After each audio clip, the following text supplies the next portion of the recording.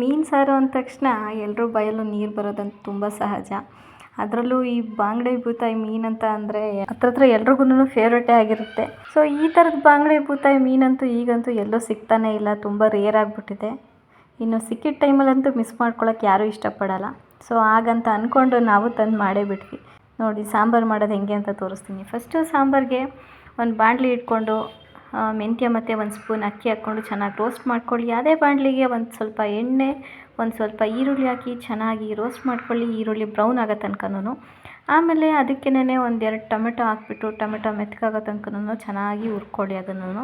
ಅದಕ್ಕೆ ಈಗ ಶುಂಠಿ ಬೆಳ್ಳುಳ್ಳಿ ಪೇಸ್ಟ್ ಹಾಕ್ತಾಯಿದ್ದೀನಿ. ಇದು ಮನೆಯಲ್ಲೇ ಮಾಡ್ಕೊಂಡಿರೋಂಥ ಶುಂಠಿ ಬೆಳ್ಳುಳ್ಳಿ ಪೇಸ್ಟು ಹಾಕ್ಕೊಂಡು ಚೆನ್ನಾಗಿ ಹಸಿ ವಾಸನೆ ಹೋಗೋ ತನಕನೂ ಫ್ರೈ ಮಾಡ್ಕೊಳ್ಳಿ. ಫ್ರೈ ಮಾಡ್ಕೊಂಡಾದಮೇಲೆ ಅದಕ್ಕೆ 1 ಟೇಬಲ್ ಸ್ಪೂನ್ ಧನಿಯಾ ಪುಡಿ, 1 ಟೇಬಲ್ ಸ್ಪೂನ್ ಖಾರ ಪುಡಿ ಹಾಕಿ ಚೆನ್ನಾಗಿ ರೋಸ್ಟ್ ಮಾಡ್ಕೊಳ್ಳಿ ಆಯಿಲಲ್ಲಿ. ಚೆನ್ನಾಗಿ ಅದು ಸ್ವಲ್ಪ ಕಲರು ಸ್ಮೆಲ್ಲು ಬರಬೇಕು. ಆಮೇಲೆ ಅದಕ್ಕೆ ಸ್ವಲ್ಪ ಕೊತ್ತಂಬರಿ ಸೊಪ್ಪು ಹಾಕಿ ಚೆನ್ನಾಗಿ ಮಿಕ್ಸ್ ಮಾಡ್ಕೊಂಡಾದ್ಮೇಲೆ ಒಂದು ಸ್ವಲ್ಪ ಹುಣಸೆಹಣ್ಣು ಹಾಕಿ ಅದಕ್ಕೆ ಸ್ವಲ್ಪ ಹುರ್ಕೊಂಡಿರೋ ಅಂಥ ಮೆಂತ್ಯ ಮತ್ತು ಅಕ್ಕಿ ಕಾಳನ್ನ ಹಾಕಿ ಚೆನ್ನಾಗಿ ಮಿಕ್ಸ್ ಮಾಡಿ ತಣ್ಣಗಾಗೋದಕ್ಕೆ ಬಿಟ್ಟು ಅದನ್ನು ರುಬ್ಬಿದ್ರೆ ಖಾರ ರೆಡಿ ಆಗುತ್ತೆ. ಸೊ ಅದೇ ಗ್ಯಾಪಲ್ಲಿ ನೋಡ್ಬೋದು ನೀವು ಮೀನು ಎಷ್ಟು ಚೆನ್ನಾಗಿ ಕ್ಲೀನ್ ಮಾಡಿದ್ದಾರೆ ನಮ್ಮ ಯಜಮಾನ್ರು ಅಂತ.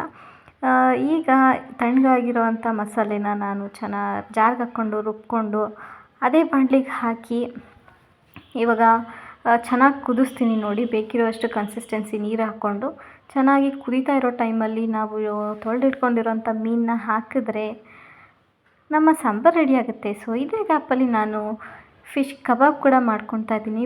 ಬಾಂಗಡೆ ಮೀನನ್ನ ಕಬಾಬ್ ನೋಡ್ಬೋದು, ನಮ್ಮ ಯಜಮಾನ್ರು ಕಲಸಿಟ್ಟಿದ್ದಾರೆ. ನಾನು ಫ್ರೈ ಮಾಡ್ತಾಯಿದ್ದೀನಿ ಅದನ್ನು.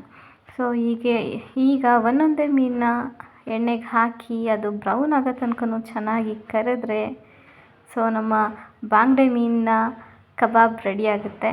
ತುಂಬ ಟೇಸ್ಟಿ ಆ್ಯಂಡ್ ಹೆಲ್ತಿಯಾಗೂ ಇರುತ್ತೆ. ಹೆಲ್ತ್ ಕೂಡ ಒಳ್ಳೆಯದು ಫಿಶ್ಶು. ನೋಡಿ ಎಷ್ಟು ಚೆನ್ನಾಗಿ ಬೆಂದಿದೆ ಅಂತ. ಇನ್ನು ಈ ಕಡೆ ಸಾಂಬಾರು ರೆಡಿ ಆದಮೇಲೆ ನಾನು ಅದಕ್ಕೆ ಸ್ವಲ್ಪ ಕೊತ್ತಂಬರಿ ಸೊಪ್ಪನ್ನ ಉದುರಿಸ್ಕೊಂಡಿದ್ದೀನಿ.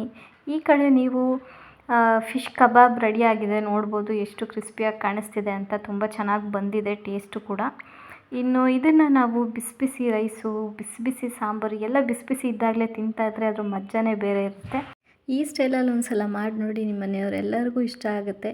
ಈ ವಿಡಿಯೋ ನಿಮಗೆ ಇಷ್ಟ ಆಗಿದರೆ ನನ್ನ ಚಾನಲ್ನ ಲೈಕ್, ಶೇರ್, ಸಬ್ಸ್ಕ್ರೈಬ್ ಮಾಡಿಕೊಂಡು ಸಪೋರ್ಟ್ ಮಾಡಿ. Thank you.